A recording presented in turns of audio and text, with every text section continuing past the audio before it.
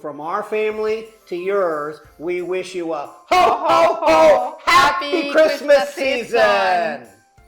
Christmas is a time filled with magic, and right in the middle of it all is Santa Claus, that jolly guy in the red suit bringing joy and presents to the good boys and girls every year. But have you ever stopped to think, where did our Santa come from? And did Coca-Cola invent him? It is a fascinating story, and the answer might surprise you. Now, for those of you who don't know us, I'm Realtor Scott Garrison. And I'm Realtor Diana Sacoto with Reimagined Country, Orlando's #1 real estate company. We've been lucky enough to live and work in this amazing community for over 35 years. And over that time, you hear a lot of interesting stories, and the tale of Santa Claus and Coca-Cola is one that often pops up this time of year.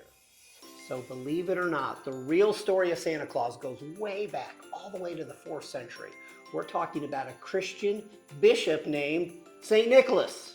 He lived in what now is Turkey, and he was famous for his incredible kindness and generosity, especially towards children. Over the centuries, the story of St. Nicholas spread, and he became a symbol of giving, a symbol of the spirit of Christmas in many different cultures. Each country kind of put their own spin on him, giving him different names and even different looks. Fast forward to 1823, a poem was published called A Visit from St. Nicholas.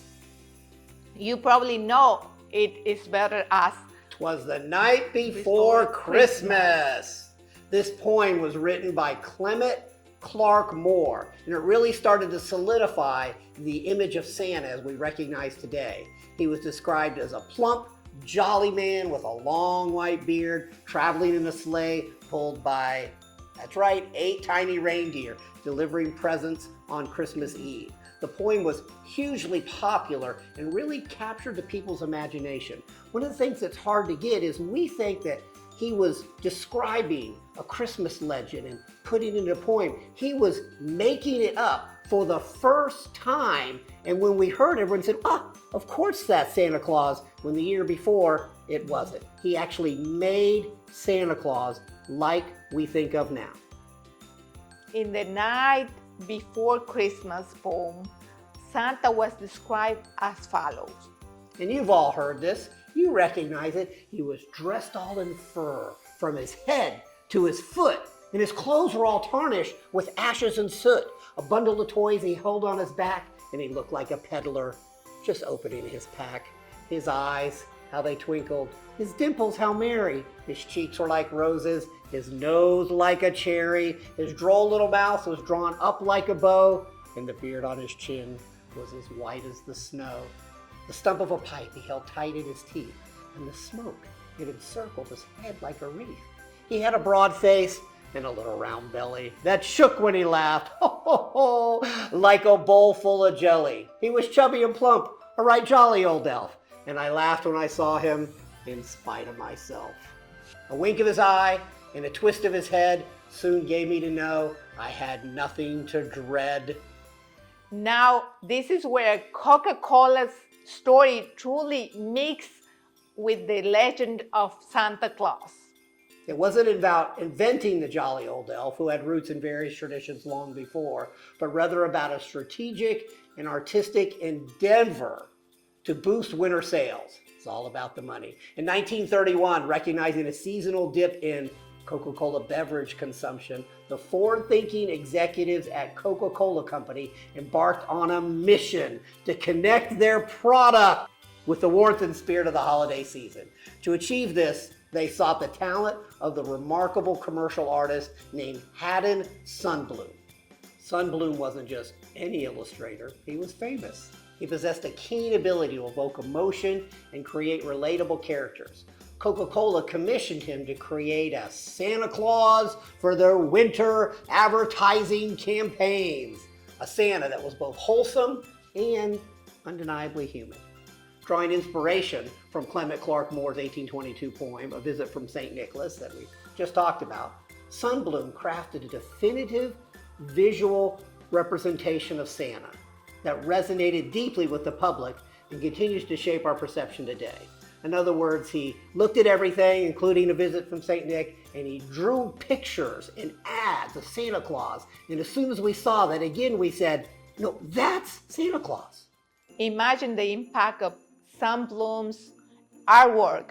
He painted Santa not as a stern, angelic figure, but as a round, jovial man with a full snow-white beard that spoke of wisdom and good cheer. His cheeks were rosy and inviting, hinting at good health and laughter with a twinkle in his eye, all while drinking his favorite Coca-Cola. This suggested a playful and knowing spirit. And of course, there was that warm, infectious smile that makes you instantly feel at ease.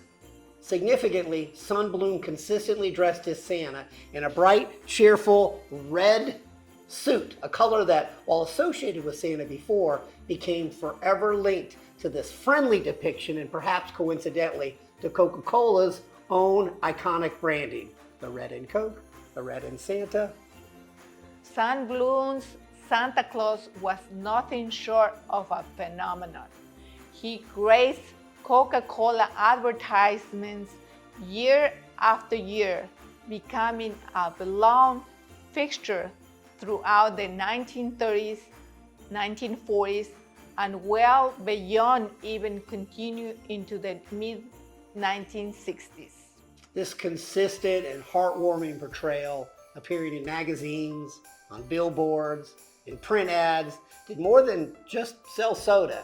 It deeply ingrained this specific image of Santa in the collective consciousness of Americans and around the world, millions and millions of people across the globe. He transformed into the friendly, happy, red-suited Santa that we all recognize and cherish.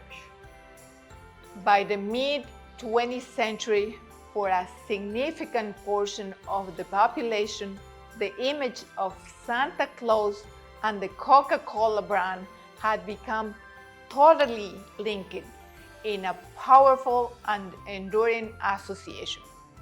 So Deanna and I went to Atlanta recently, and I dragged her to the World of Coca-Cola Museum in Olympic Park in Atlanta against her will, where we saw they have a surprisingly small section about Haddon Sundblom and his illustrations of Santa Claus over the years, and that inspired this video. So, did Coca-Cola invent Santa Claus? The answer is no. The tradition goes way back to St. Nicholas and was shaped by stories and poems. But what Coca-Cola, and especially Haddon Sundblom, did was give us the look that's instantly recognized across the globe. Their marketing turned Santa into a true global icon that everyone around the world instantly recognizes the same Santa. It's a symbol of Christmas that goes far beyond just selling soda. I hope you found that little bit of history interesting, and it's amazing how these stories evolve over the time.